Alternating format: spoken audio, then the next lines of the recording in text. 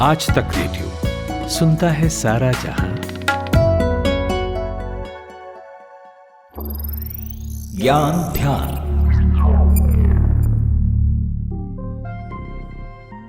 एक operation theatre में patient लेटा हुआ है, वो बेहोश है।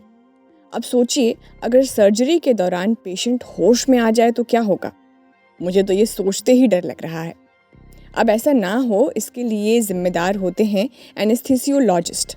इनका काम होता है किसी भी सर्जरी से पहले पेशेंट को बेहोश या सुन करना, ताकि सर्जरी का दर्द पेशेंट को महसूस ना हो।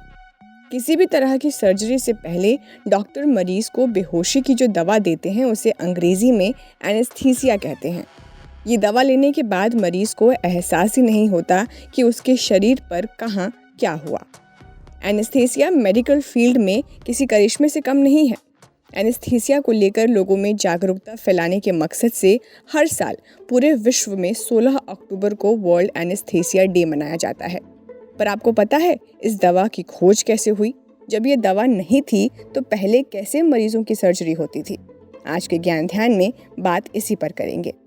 नमस्कार, मैं हूँ खुशबू और आप सुन रहे हैं आज तक रेडियो पर ज्ञान ध्यान। एनेस्थीसिया की खोज का किस्सा जानने से पहले ये जान लें कि जब इसकी खोज नहीं हुई थी तब कैसे पेशेंट्स की सर्जरी की जाती थी। इसकी खोज से पहले सर्जरी बिना सुन या बेहोश किए ही की जाती थी। दर्द को कम करने के लिए तमाम तिकड़म आजमाइश होती थी, जिसमें कोका पत्तियों को चबाकर सर्जरी वाले जगहों पर थूका जाता था। मरीज के सिर पर लकड़ी मारकर उसे बेहोश किया जाता था। आलम यह था कि सर्जरी के दौरान कई मरीजों की मौत दर्द की वजह से हो जाती थी।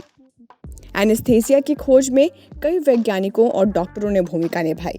इस जादुई चिकित्सा तकनीक की खोज में Crawford Long, William T G. Morton, Charles Jackson और हॉरिस वेल्स जैसे कई नाम जुड़े हुए हैं। इन लोगों ने महसूस किया कि कुछ मामलों में ईथर और नाइट्रस ऑक्साइड यानी हंसने वाली गैस दर्द को रोकते हैं। इन गैसों को लोग पार्टियों में मनोरंजन के लिए सूंघा करते थे। 1844 में हॉरिस वेल्स एक पार्टी में गए। उन्होंने एक व्यक्ति को गैस के प्रभाव में हंसते हुए अपने पैर को घायल करते देखा। उस आदमी के पैर से बहुत खून बह रहा था। उसने वेल्स को बताया कि उसे ज़रा भी दर्द नहीं हो रहा है। इत्तेफाकन हुए इस ऑब्जर्वेशन के बाद वेल्स ने इन रसायनों को एनेस्थीसिया के रूप में इस्तेमाल करना शुरू किया। इस प्रयोग के बाद इतनी सारी संभावनाएं खुल गई कि इसने सर्जरी की जटिल प्रक्रियाओं को सरल बना दिया। अक्टूबर 16, 1846 में विलियम टी. मोर्टन ने एनेस्थीसिया की मदद से पहली सर्जरी की। पेशेंट्स के गले में एक वैस्कुलर ट्यूमर था। बस इसी के बाद से हर साल वर्ल्ड एनेस्थीसिया डे मनाया जाता है। एनेस्थीसिया की अहमियत आप ऐसे भी समझ सकते हैं कि ये आज WHO के एसेंशियल मेडिसिन के रूप में दर्ज है। जब इसकी खोज हुई तब से लेकर अब तक एनेस्थीसिया में किस तरह के बदलाव किए गए हैं, पेशेंट की सुविधा को देखते हुए मेदांता हॉस्पिटल में डॉक्टर यातिन मेहता बताते हैं।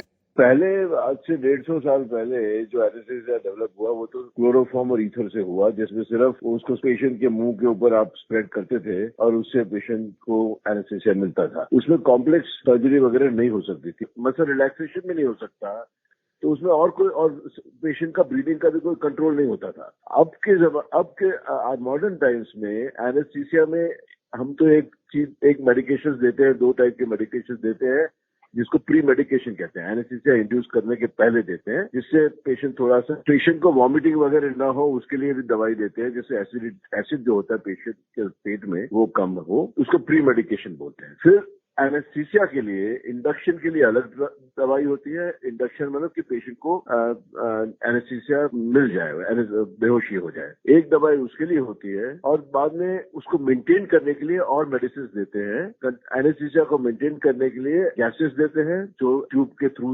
लंग्स में जाते हैं डायरेक्टली, या इंट्रावेनस देते हैं, जिसको टोटल इंट्रावेनस एनेस्थीसिया कहते हैं। कंटिन्यूअस मेडिकेशन देते रहते हैं जिससे पेशेंट को स्टैंडर्ड लेवल का डीप एनेस्थीसिया रहे, जिससे पेशेंट को न अवेयरनेस हो कि ऑपरेशन की याद नहीं आनी चाहिए, उसको कोई याद नहीं रहनी चाहिए, और दूसरा पेशेंट पूरा अनकॉन्शियस रहे।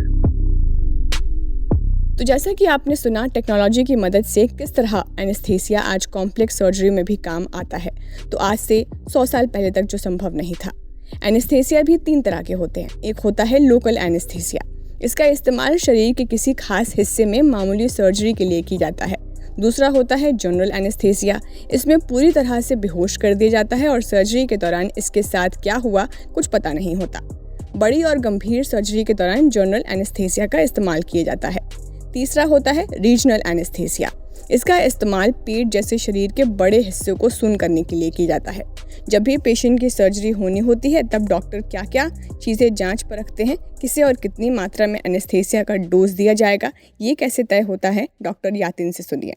देखिए, इसमें इसलिए पेशेंट को हम उसकी हिस्ट्री में मालूम करते हैं कि क्या क्या मेडिकेशन, क्या क्या दवाइयां पहले ले चुका है, क्योंकि सारी दवाइयों का एक दूसरे के साथ इंटरेक्शन होता है जिससे नुकसान भी हो सकता है। दूसरा, पेशेंट को क्या क्या और बीमारियां हैं, जैसे मैंने अभी बताया आपको, उन सब का असर पड़ सकता है और उसमें चॉइस में फर्क पड़ता है कि क्या एनेस्थीसिया देना है, कितनी मात्रा में देना है, जनरल एनेस्थीसिया देना है, लोकल एनेस्थीसिया देना है, स्पाइनल देना है, एपिड्यूरल देना है, ये सारा वो उसी टाइम डिसाइड होता है। तीसरी चीज ये कि ज्यादातर बड़े ऑपरेशन में हम पेशेंट के लंग्स में ट्यूब डालते हैं और उसकी ब्रीदिंग हम कंट्रोल करते हैं, तो उसमें भी ट्यूब को अंदर डालने के लिए कभी कभी मरीजों की जो चेहरे की एनाटॉमी होती है, जो चेहरे का स्ट्रक्चर होता है, वो ऐसा होता है कि जिससे वो ट्यूब डालने में मुश्किल हो सकती है, या ट्यूब न डाले ऐसे भी हो सकता है। तो वो सब का असेसमेंट भी हम पहले से ही कर लेते हैं, जिससे बाद में कोई सरप्राइजेस अनफॉर्चुनेटली ना हो, क्योंकि उसमें नुकसान काफी हो सकता है अगर हम लोगों ने ये सब चीजें पहले से असेस न की हो। तो एनेस्थीसिया हमारे शरीर में कैसे काम करता है, इसका सटीक जवाब आज भी रिसर्चरों के पास नहीं है। हालांकि मोटे तौर पर कहा जाता है कि ये दिमाग में पैदा होने वाले केमिकल, जिन्हें न्यूरोट्रांसमीटर कहा जाता है, के साथ मिलकर काम करते हैं। ये केमिकल दिमाग के अलग अलग हिस्सों के संपर्क को तोड़ देते हैं, जिससे मरीज किसी भी याद की कड़ी को जोड़ नहीं पाता। पर आपको पता है, कई बार ये दवा कम असर करती है, यानी उनका दिमाग सोता नहीं है। सर्जरी के दौरान पेशेंट को एहसास होता रहता है कि कब कहाँ क्या हो रहा है, लेकिन एनेस्थीसिया के असर की वजह से वो इस हालत में नहीं होते कि वो अपनी बात कह पाए। यहाँ तक कि वो हाथ पैर भी नहीं हिला डुला पाते। ऐसे में उन्हें तकलीफ का गहरा एहसास होता है।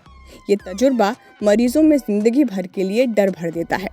रिसर्च बताती है कि हर 20 में से एक मरीज़ एनेस्थीसिया लेने के बाद भी जागरूक रहता है, लेकिन उसका शरीर हिलने डुलने की हालत में नहीं होता। इसीलिए एनेस्थीसिया देने के बाद मरीज़ कितने होश में है और कितने में नहीं, ये जानने के लिए आइसोलेट 4 आर्म तकनीक का इस्तेमाल किया जाता है।